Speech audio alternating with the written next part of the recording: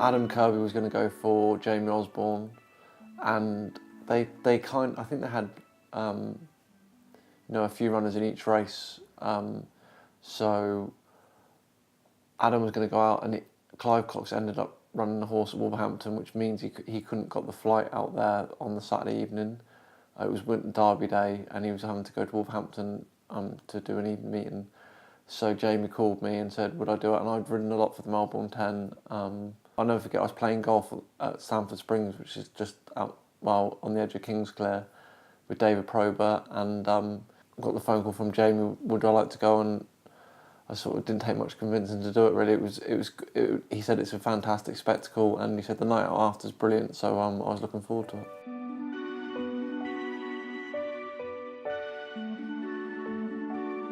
I landed late the night before, and I think I didn't get to the hotel till early hours of the next morning, and I got up early, walked the track, and it's a fantastic setting when you're stood there looking at it, and sort of went back to the hotel, had a bit of breakfast, and prepared for what would end up being my last ride of my career.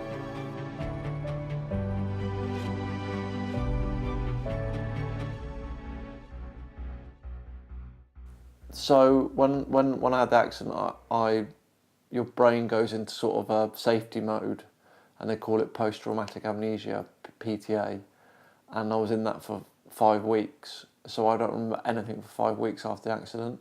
So when I sort of was back in London at the Wellington Hospital, that's my first sort of memory from Switzerland, early part of the race. It all went blank, and then I don't remember anything for that period of time. And I'm assured by the specialist that you never get that back, sort of thing. It's gone. So it's when you read the book, it talks about all the strange things I was doing when I was in PTA. It's like your safety mechanism your brain goes into, and I was for 5 weeks I don't remember anything.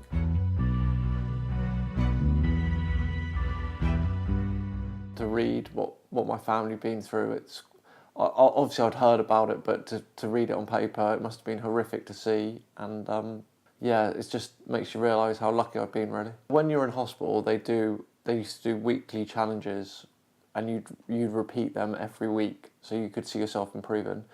But for me, early days when I was in the Wellington, the only thing that drove me forward, and I was like, one thing that was on my mind was coming back race riding. Without doubt, I was definitely going to do it.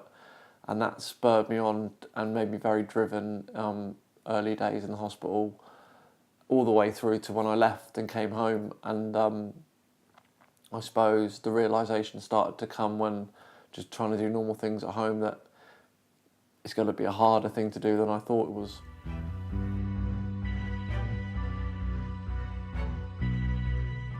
I'm at peace with it now. In my mind, I've accepted it. To be honest, I watched a thing on Sky called The Crash for Real. It's a documentary about a snowboarder called Kevin Pearce, and he tries to come back snowboarding, and you're watching him struggle to do it.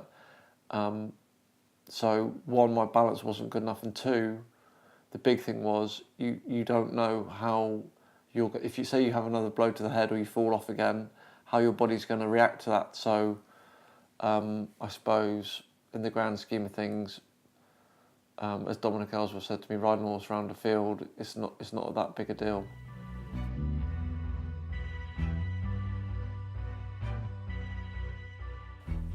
Say for example, I had 9 stone 3. This is just an average day, not a weight that I do all the time, and I'd wake up and I was 9 stone 5.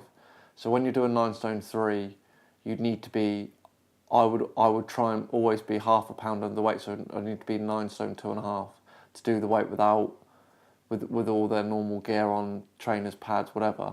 So I'd have a few pounds to get off, sort of 2.5 pounds to lose in the morning, whatever. So I would cape my time, so I'd work out if I was going to go for a power walk or a run with the dogs with my sweating gear on. And I got to the stage where I would try and have my weight sorted before I left to go racing, so I wouldn't have to get racing and use a sauna, because I reckon in the year I might have used it a handful of times. I got into a very good place with it, and it became more military than anything, only because I knew what I could and couldn't do. And don't get me wrong, there was days when it wasn't always as easy as others, but I definitely was in a very good place my way at the time of the accident.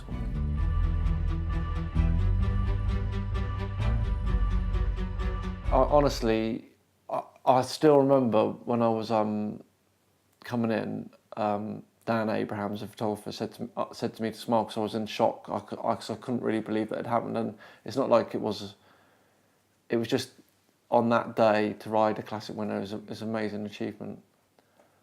From my point of view, to win a classic is every jockey's dream, and it's not an easy thing to do.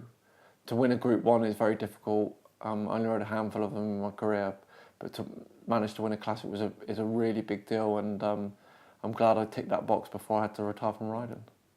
I was supposed to have 5 rides at Foss the next day, and it had a heap of rain, so I had 4 non-runners, so I only had 1 ride, but I went, and so the next night, on the Sunday night, we went out for dinner at the Pheasant with a few of the lads, and we had good fun.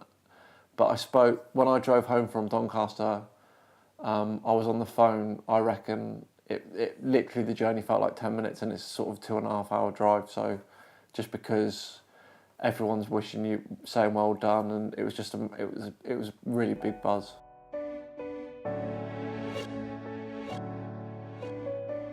Physically, I definitely different. Things will never be as natural, and they're not as natural as they were before the accident, which is something you have to deal with. That's the way it is. I still feel like I'm making gradual bits of improvement. My balance is still nowhere near what it was, but it's you know, sometimes I feel bad because I moaned saying my balance is bad, but I'm able to walk around, so in the grand scheme of things, it's not that bad, you know. My wife would say that I probably got a slightly shorter temper, but I think she's right saying that. But the truth is, she sees a lot more of me now, so she's realised that I probably always had a little bit of a temper, but I'm around way more than I would have been when I was riding, so it's definitely harder for her to put up with me.